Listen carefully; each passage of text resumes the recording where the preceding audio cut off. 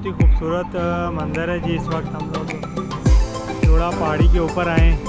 वो दरिया भी यहाँ से नज़र आ रहा है, पिंड दादल खान, और जो आगे पानी नज़र आ रहा है वो दरियाए झेलम का पानी है जी। दरिया इस वक्त चढ़े हुए हैं और ये खेवड़ा की खूबसूरत सी आबादी। साथ जो है मेरे जमल अफ्सा भी साथ हैं। ये देखें हमारी बाइक साइड कार खड़ी हुई है दूर, वो भी चेक करवाते हैं आपको। और यहाँ पे हम मौसम इंजॉय कर रहे हैं जी, बहुत प्यारा मौसम है।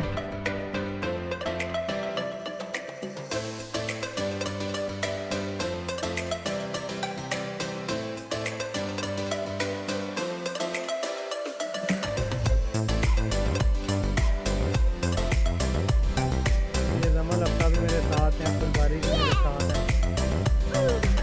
आज संडे का दिन था, बच्चे कह रहे थे कहीं बाहर जाते हैं, मौसम भी काफ़ी अच्छा था तो इसलिए इनको थोड़ा सा बाहर लेके आया हूँ।